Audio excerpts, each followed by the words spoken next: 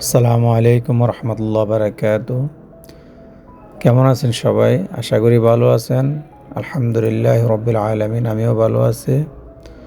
তো আজ আমি আপনাদেরকে দেখাবো যে আপনার ফারাসা মডেল মানে বাটারফ্লাই মডেল, আপনার দুইটা কাপড় দিয়ে, মানে একটা উপরে প্লেন কালো আর ভিতরে প্রিন্টের কাপড় কালো আর লাল কালার, আপনার ফ্লাওয়ার আছে ছোট ছোট।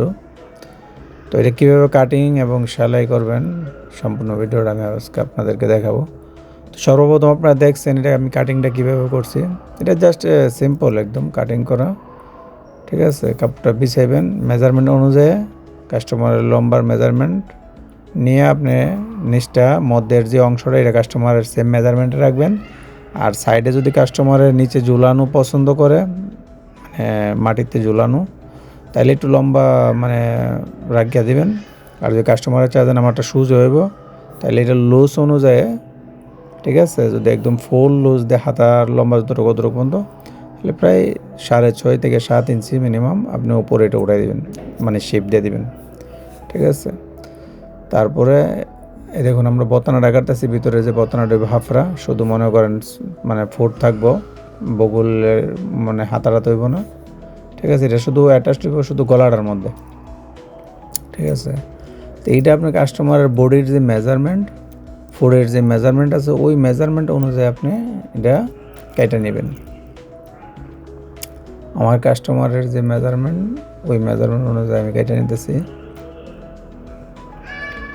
তো এটা খেয়াল রাখবেন, এটা যদি বেশি আপনার ফিটিং হয়ে যায় তাহলে আবার মানে সবাই পছন্দ করে না ফিটিং অতিরিক্ত, আবার একদম লুজও পছন্দ করে না। তো আপনারা মানে মিডিয়াম একটা মেজারমেন্ট নেবেন সুন্দরভাবে।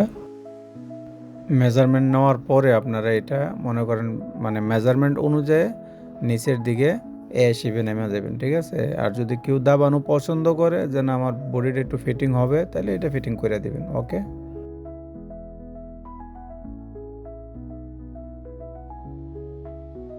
এটা একদম এরকম ফোল মার্ক করে নেবেন, ফোলটা একদম দাগ দিয়ে নেবেন।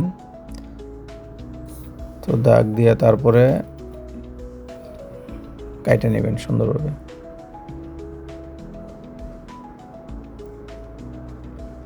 তো এটা ফুডের যে বিষয়টা, এটা ফুডটা আপনি জয়েন না দিলেও কোনো সমস্যা নেই, যেহেতু ফারাসা মডেল বাটারফ্লাই মডেল। তো ফুডটা অনেক সময় আমরা কাপড়টা কাটি না, ঠিক আছে। এটা আমি কাটি নাই, এটার ফুডটা জাস্ট আমি গলাটা কেটালাম আর আপনার হাতের মোহরিটা কেটে দেবো। ফুডটা কাটুম না, জোরও দেবো না।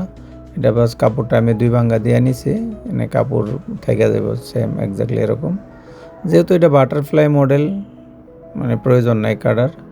আবার যদি বাটারফ্লাই মডেল যদি কিছু কাস্টমার আছে তারা যদি এরকম ফুডের এই জায়গাটা ফিটিংসা মানে একটু, আর উপরের পাটটা যদি এরকম হাতার দিকে যদি একটু শেপ দেন, যেমন এর আগে আমি অন্য ভিডিওতে বলছিলাম যে যে ধরনের কাস্টমারের হাতার মধ্যে শেপসা, মানে এখানে যেন মানে চাতাফসের এই জায়গাটা মানে ফুডের এই জায়গাটা সামনের জায়গাটা বা পিছনের জায়গাটা যারা কাপড় পিছে একটা জমা পছন্দ করে না, তাদের জন্য শেপ দিয়ে একটু কমায় দিবেন। তাদের জন্য হইলে আপনি ফুডটা কাইটা দিবেন, কাইটে একটু শেপ দিয়ে দিবেন, তাহলে একটু জিনিসটা সুন্দর দেখা যাবে, ঠিক আছে, মিলবো। আর যারা একদম লুজ পছন্দ করে, যেন আমার এটা একদম লুজ ফ্যাশন, তো তাদের জন্য আপনি ফুড কাটতে হইব না, জাস্ট আপনি শুধু কাপড়টা ভিজাইবেন, গলাটা কেটে নেবেন।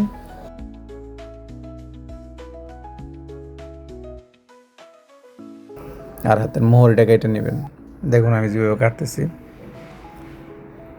আমি হাতের মোহরিটা কেটে নিয়েছি, নিচটা কাটতেছি, সাইডটা কাটছি। এখন আপনার গলাটা কেটে নেব।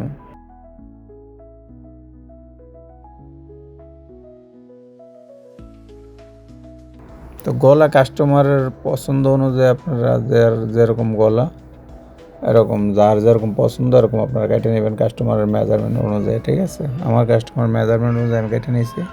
তো এখন আমরা এটা সেলাই নেব, সিম্পল একদম।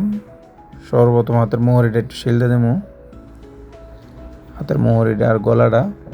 এখন আমরা একটু ইস্তারি করে নেবো সুন্দরভাবে, যেন এটা জমা না থাকে, খিচা যেন না থাকে, ঠিক আছে। আমার কাস্টমারের গলাটা এরকম, তো সামনে পিছনে সেম গলা। আচ্ছা, অনেকে বলেন যে ভাই এটা ফিটিং করবেন কীভাবে? এটা জাস্ট আমরা শুধু ফুটটা বোর্ডের যে শিপন কাপড়টা এটার সাথে ফুডের যে অংশটা এটা শুধু আমরা সেলাই দিয়ে আটকাই দেবো, ঠিক আছে? মানে গলাটা বসে সুন্দরভাবে এটা জাস্ট আমরা সেলাই দিয়ে আটকাই দেবো। পরবর্তীতে কাস্টমার পরলে এটা সুন্দরভাবে মানে পরে থাকবো। আর কোনো কিছু, আর কোনো ফিটিং নেই, অন্যদিকে আর কোনো কিছু মানে ফিক্স করতে হইব না। তো এখন আমরা গলাটা হাতের মুখে ইস্তার দিয়ে নিচ্ছি সুন্দরভাবে যেন জমা টমা না থাকে। এখন সাইডটা সিলে নিতেছি। তো সাইডটা আমরা সিলে দিব, তারপরে এটা ওভারলক করুন, সুন্দরভাবে ওভারলক করে নেবেন আপনারা। ওভারলক কইরা তারপর আপনারা এটা ইস্তারি করে নেবেন সুন্দরভাবে। আমি আপনাদেরকে দেখাইতেছি, দেখুন ধৈর্য সহকারে ভিডিওটা। আর অবশ্যই এখন আপনার রমাদান মাস, রমাদানে এই ধরনের ড্রেসগুলো একটু অ্যারাবিক কান্ট্রির যে মহিলারা তারা একটু পছন্দ করে, এই জন্য এগুলো আমরা এখন বানাইতেছি। পরবর্তীতে ইনশাল্লাহ যখনই রমাদান শেষ হবো আমরা বিভিন্ন ওয়েডিং ড্রেস এবং যে পার্টির যে ড্রেস, ইভিনিং ড্রেসগুলো এগুলো আমরা বানাবো। এইগুলা কীভাবে কাটিং করবেন, কীভাবে সেলাই করবেন, আমি একদম A to Z সব ধরনের কাজই করি। বোরকার থেকে দইরা, ফুস্তান থেকে দইরা, একদম মানে ওই যে আপনার গাউনস এবং আবায়া সবগুলো আমরা করি। এখন এটা আমরা একটু ওভারলক করে নিতেছি। দেখুন ওভারলক করে নেবেন আপনারা সুন্দরভাবে, ঠিক আছে? তো আপনারা আমাদের সাথে থাকুন ইনশাল্লাহ সুন্দরভাবে কাজ শেখার জন্য, এবং আমাদেরকে আপনাদের মূল্যবান মতামত অবশ্যই কমেন্টের মাধ্যমে জানাবেন, এবং আমাদের চ্যানেলটা সাবস্ক্রাইব করবেন, লাইক কমেন্ট শেয়ার করবেন, শেয়ার করে রেখে দিবেন। পরবর্তী ভিডিওটা আবার দেখবেন যদি ব্যস্ততা থাকে এখন, বা মানে কাজ শেখার যদি ইচ্ছা থাকে, অবশ্যই আমাদের ভিডিওগুলো দেখলে ইনশাল্লাহ আপনি কাটতেও পারবেন, সেলাইতেও পারবেন, একদম প্রফেশনালি সুন্দরভাবে ড্রেস বানাইতে পারবেন, হাই কোয়ালিটির, ঠিক আছে? জাস্ট ভিডিওটা মন দিয়ে দেখবেন। দেখুন আমি কাপড়টা মানে ভিতরের যে বোতানাটা মানে আস্তর, যেটা আপনারা বলেন আস্তরটা, সেলাইটা নিছি।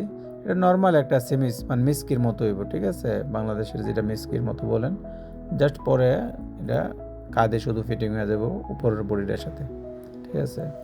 এটা একটু বিস্তারিত নেবেন সুন্দর করে, কারণ ফিনিশিং, কাজের ফিনিশিং কাস্টমারে সবসময় ফিনিশিং খোঁজে, ঠিক আছে? ভালো ফিনিশিং হইলে আপনার কাজ সবাই পছন্দ করবে। কাজে একটু 2-3 মিনিট সময় লাগে ইস্তারি করে নেবেন। এখন দেখুন মালটা কত সুন্দর হয়েছে মাশাআল্লাহ। আমরা বড়িটা আগে সিলিদা নিয়েছিলাম, এই দেখুন ভিতরে কিন্তু বতানাটা আছে। এই ভিতরে শিপনের পার্টটা আমরা দিয়েছি জাস্ট সুন্দর দেখার জন্য, ঠিক আছে? এটা শুধু হাতার অংশের সাইডে আছে, 2 সাইডে, মধ্যে নাই। হ্যাঁ, 2 পাশে সামনে পিছে দিয়ে দিছি, আর গলাটার মধ্যে একটু পাইপিং দিয়ে দিছি উপরের অংশটার মধ্যে। তো ভালো থাকবেন, সুস্থ থাকবেন, আল্লাহ হাফেজ, সালামু আলাইকুম রহমতুল্লাহ।